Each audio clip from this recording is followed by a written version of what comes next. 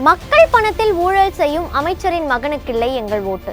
சொந்த நிதியை மக்களுக்காக செலவிடும் பாரிவேந்தருக்கே எங்கள் வாக்கு. வாக்காளர்கள் ஒப்புதல் வாக்குமூலம்.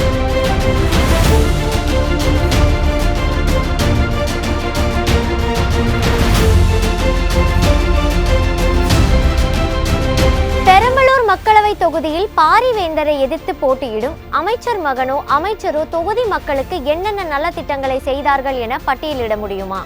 அமைச்சர் மகன் என்பதற்காக மக்கள் ஓட்டு போட்டால் ஏமாந்து போவார்கள். ஆனால் கடந்த 5 ஆண்டுகளில் தொகுதி மக்களுக்கு பாரிவேந்தர் என்ன செய்தார் என்பதை புத்தகமாக வெளியிடும் அளவிற்கு நல்ல திட்டங்களை தொகுதி மக்களுக்காக செயல்படுத்தியிருக்கிறார். அவரது வெற்றி வாய்ப்பு மிக பிரகாசமாக உள்ளதென வாக்காளர்கள் தெரிவிக்கின்றனர். இதனிடையே பெரம்பலூர் மக்களவை தொகுதியில் தீவிர பிரச்சாரம் மேற்கொண்டு வரும் பாரிவேந்தர் இருங்கூர் கிராமத்தில் பேசிய போது நல்லூர் ஏரிக்கு நீர் வருவதற்கான வழிவகை செய்யப்பட்டு உள்ளதாக தெரிவித்தார். நாடாளுமன்ற உறுப்பினராக தாம் செய்த பணிகளை குறித்து புத்தகமாக வழங்கி உள்ளதாகவும் இது போன்ற எந்த எம்பியாவது செய்துள்ளார்களா என்று கேள்வி எழுப்பினார். நீங்க பார்த்த பாராளுமன்ற உறுப்பினர்களில் யாரும் கணக்கு சொன்னதும் இல்லை, அது மட்டும் இல்லை புத்தகமா போட்டதும் இல்லை. அப்படி போடணும்னா அதுக்கு ஒரு நம்பிக்கை வேண்டும், துணிவு வேண்டும்.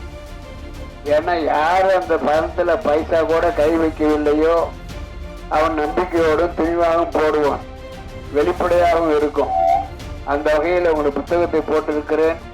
நீங்க எல்லாத்துக்கும் வந்திருக்கும், இல்லைன்னா விரைவில் வரும். அதை படிங்க, உங்கள் சந்தேகம் தீரும். இவ்வாறாக அரசு கொடுத்த நிதியை நான் செலவிட்டிருக்கிறேன் என்பதை உங்களுக்கு சொல்லிக்கொள்ள ஆசைப்படுகிறேன். அதை விட முக்கியம், இப்போ உங்க ஊருக்கு காவிரி வைகை குண்டாறு அந்த நீர் அந்த நதிகளை இணைக்கிற திட்டத்துக்கு நான் பலமுறை பாராளுமன்றத்தில் பேசினேன்.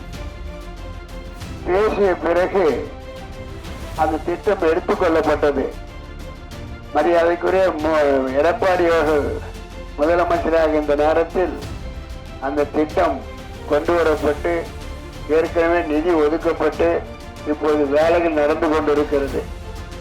அது முடிவடைந்தால் உங்களுடைய ஏரி நல்லூர் ஏரி நிரம்பும். அதற்கான வழிவகை செய்யப்பட்டிருக்கிறது, அதை புரிந்து கொள்ள வேண்டும்.